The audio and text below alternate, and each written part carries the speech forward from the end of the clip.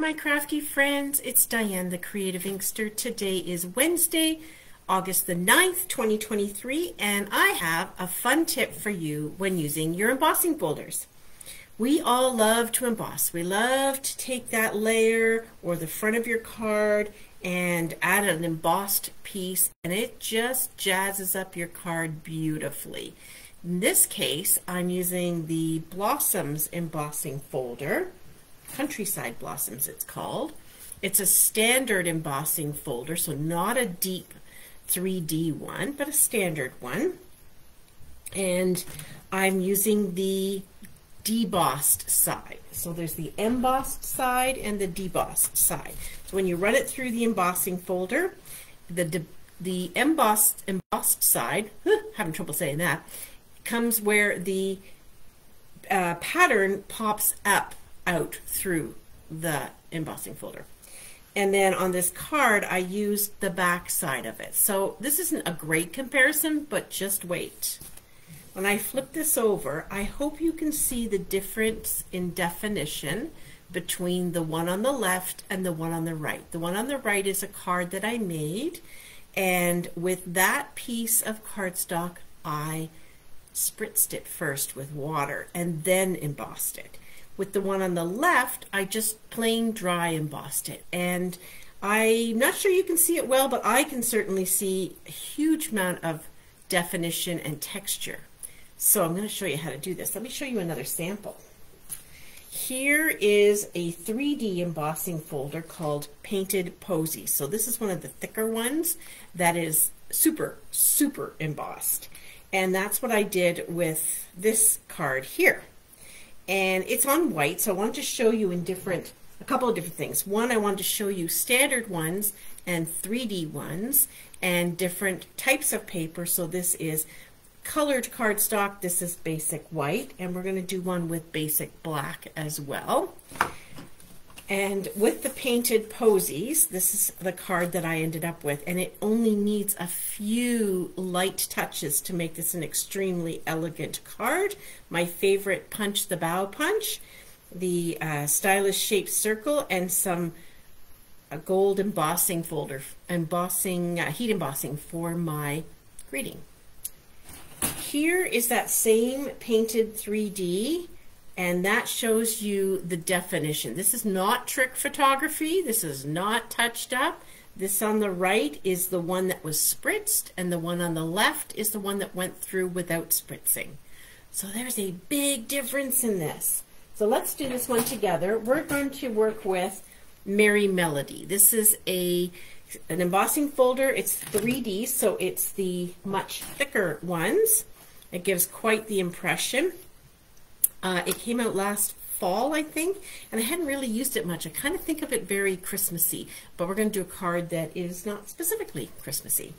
So, as I mentioned, we're going to work with black cardstock. This is 3 3/4 by 5, because we're going to layer it onto something else. So we're going to run one through just plain, and typically when I line up an embossing folder, I'll line the bottom of my cardstock underneath with the line where the logo is.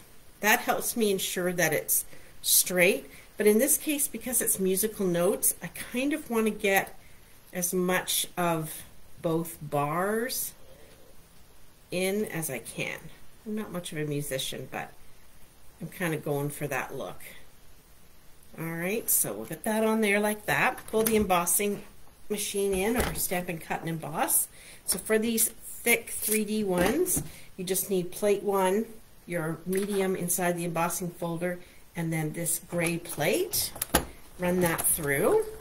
This is plain, nothing fancy done to it. And we get a beautifully embossed piece of black cardstock. Quite nice. So let's now do it by spritzing. So I'm taking one of our Stampin' Up spritzers. They come in a 2-pack for $3–4, and I put just plain water in it. I always write on it H2O only, so I'll know I'm not putting anything like, sometimes I put rubbing alcohol to make it dry faster, but I just put water in this. I'm going to spray off camera, but I'm going to show you just how wet it ends up looking.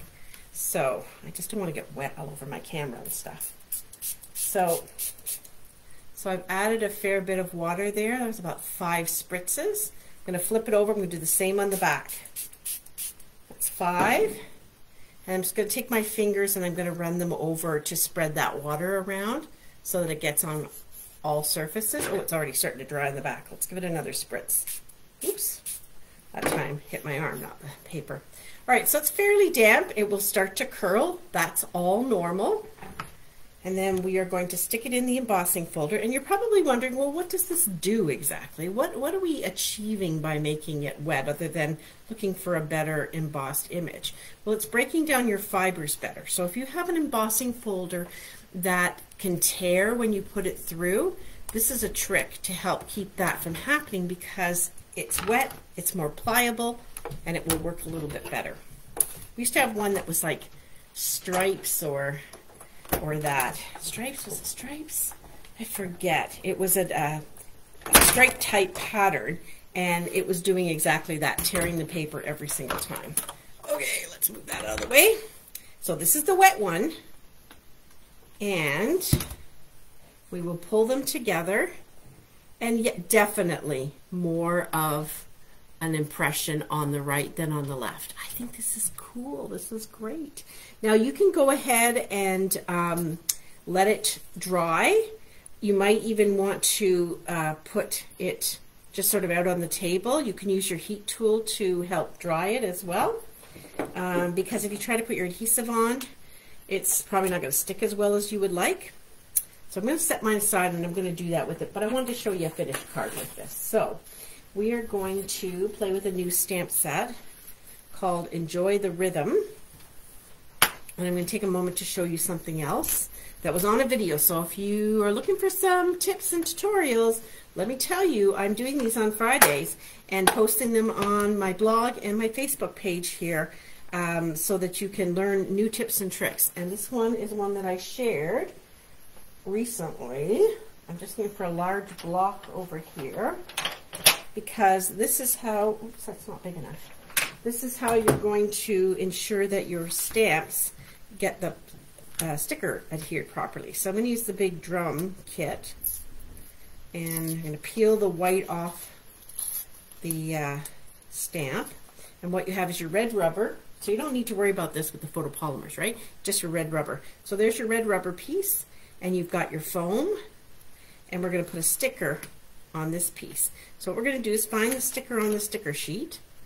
We're going to flip it over to where the perforation is, and we're just going to peel back a little bit here. This is just going to help us later on when we need to pick it up.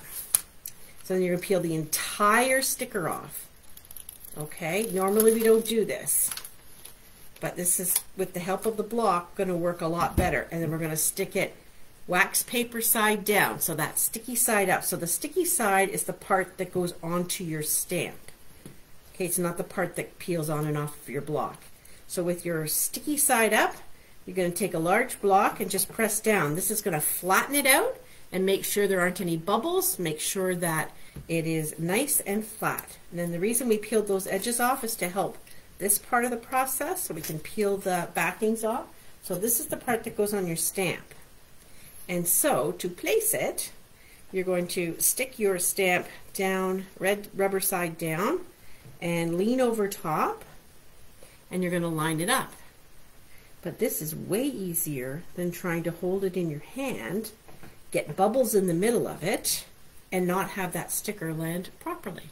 Great, easy tip I found online. I thought it was brilliant. Oh, I don't have to peel it off because we're going to use it. All right, so I'm going to take a piece of white. This is going to be our layer. I've got a piece of real red cardstock. And a piece of white's going to go on here, and then our emboss piece. Let's see, how's this drying out? It's coming along. We're going to use the one that we didn't spray so that we can get this card finished. And I want to use this white here because in between these two dark layers, it won't matter if my white layer gets piece cut out of the center of it. So I'm going to grab my Memento ink, and I'm going to ink it up. I'm not coloring this. I'm just going to put it on here. So this is a card for a friend who plays drums. And we're going to just stick that down in the middle of the paper, like that. Perfect. And then we are going to cut it out with a die. I grabbed these stylish shapes, and I think the large square is going to work perfectly. So I don't want to go in and cut around it because I'll be cutting in on my white. This is a piece we're not going to see anyway. So look, we can die cut that piece right out. So let's pull that Stampin' Cut and Emboss machine back in. Now we need our cutting plates. So that's plate 1, plate 2, and 2 acrylic plates. Put our medium down, put our die down, center that, put the acrylic plate on top and run it through. So if you have a different embossing machine, your sandwich will be a little different. So you just want to play with that. All right, so I've taken a slice out of the middle. That's totally fine. No one is going to know because we're going to cover it up.